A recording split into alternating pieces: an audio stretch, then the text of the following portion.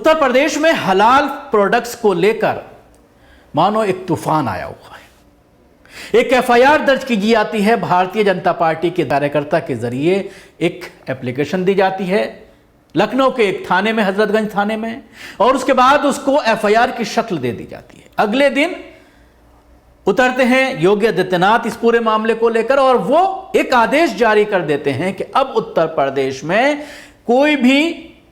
हलाल product, packed product जो है वो ना तो बिकेगी, ना बनेगी, ना सप्लाई होगी, उसका अपने घर में, दुकान में रखना भी गैर कानूनी माना जाएगा। जिसको लेकर कहीं ना कहीं कुछ मुस्लिम तंजीमें हैं जो इस तरह के प्रोडक्ट्स को सर्टिफिकेट देती हैं,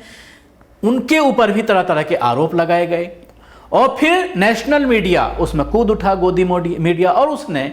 लगातार इस तरह की चीज़ों को लेकर के ये कहा कि इसके जरिए आतंकवादियों को फंडिंग की जा रही है इन जमातों के जरिए। तो कहीं ना कहीं इन बड़ी बड़ी जमातें जिसमें जमात उलमा हिंद के दोनों विंग शामिल हैं, मौलाना अरशद मदनी, मौलाना महमूद मदनी, उनके ऊपर भी कहीं ना कहीं इस मामले को लेकर एफआईआर दर्ज की गई है। लेकिन इसके साथ ही एक बात आज सोशल मीडिया पर उठ रही है, जब इस तरह के दृश्य सामने आ रहे हैं, दर्जनों वीडियो सोशल मीडिया पर उत्तर प्रदेश के मुख्तलिफ जिलों से सामने आ रही हैं, जहां पर जो अधिकारी हैं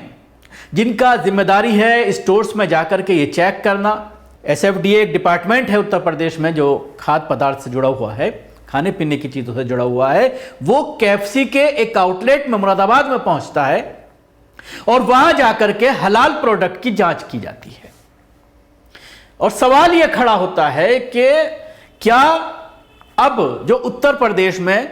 दर्जनों स्लॉटर हाउस चल रहे हैं जहां से बाकायदा हलाल हर पैकेट पर लिख करके गोश्त के विदेशों में सप्लाई किया जाता है, क्योंकि इंटरनेशनल लेवल पर न सिर्फ गोश्त बल्कि गोश्त से तैयार करदा कोई भी प्रोडक्ट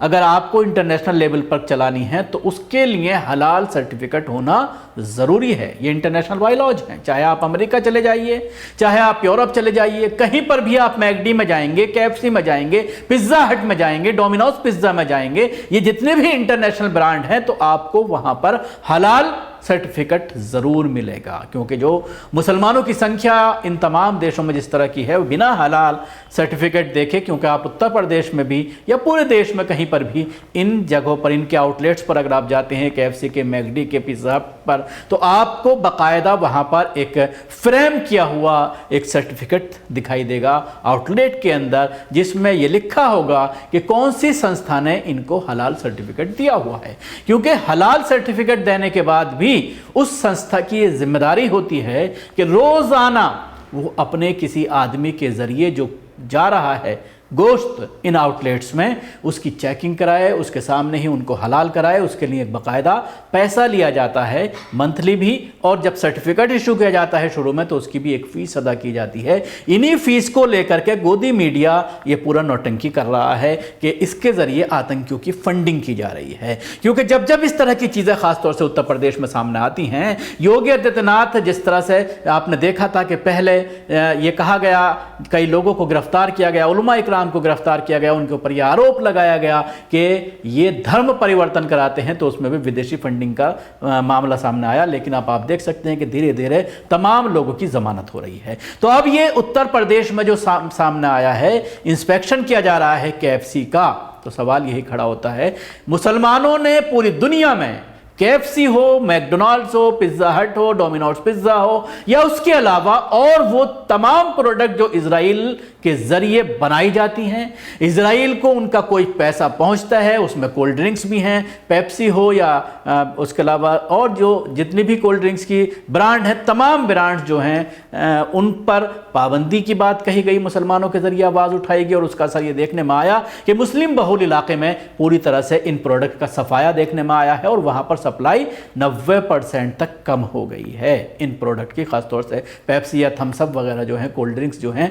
इनके आप सप्लायर से अगर बात करते हैं मुस्लिम बहुल इलाके में, तो पूरी तरह से ना के बराबर इनकी सप्लाई पहुंच गई है। तो इस काम को और योगी आदित्यनाथ और उनके जो मातहत अधिकारी हैं वो उसको और आसान कर रहे हैं। पहले से ही केएफसी, मैकडी और ये तमाम ब्रांड जो है वो मद्दी का और जो बाइकॉट है उसका असर झेल रहे हैं, बर्बाद होने के कहानी पर हैं। अगर इसी तरह से रहा तो खासतौर से मुस्लिम कंट्रीज़ में और यूरोपियन कंट्रीज़ में भी ये देखने में आ रहा है कि ये पूरी तरह से शट डाउन हो जाएंगे, बंद हो जाएंगे, क्योंकि अभी इनके ज़रिए बाकायदा स्कीम्स निकाली गई हैं, रेट घटा दिए गए हैं, ग्राहकों को लुभाने की कोशिश की जा रही है। और अगर इसका भी असर नहीं पड़ा, लोगों ने इनकी तरफ रुख नहीं किया, ख़रीदारी नहीं की, तो फिर ये लॉस में चले जाएंगे। पहले जो स्टाफ है उनको हटाया जाएगा, रोजगार चली जाएगी। पहले से ही योगी आदित्यनाथ के ऊपर सवाल खड़ा किया जाता है रोजगार को लेकर कि उत्तर प्रदेश में रोजगार के मौके फराहम नहीं किए गए, रोजगार नहीं दिया गया। केंद्र सरकार के ऊपर भी लगातार आरोप लगता है।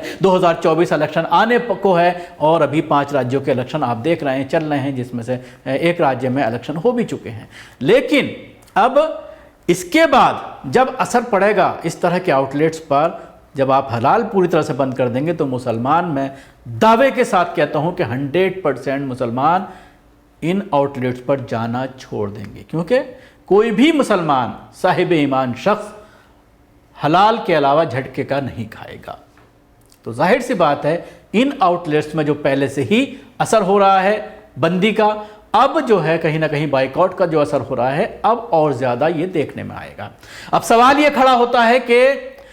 जो इंटरनेशनल नॉर्म्स की मैंने बात की, इंटरनेशनल नॉर्म्स के अकॉर्डिंग इन तमाम बड़े बड़े ब्रांड्स को, चाहे वो KFC हो, चाहे और ब्रांड्स हो, मैकडी हो, इन तमाम ब्रांड्स को हलाल का सर्टिफिकेट रखना होता है और बाकायदा उसकी लगातार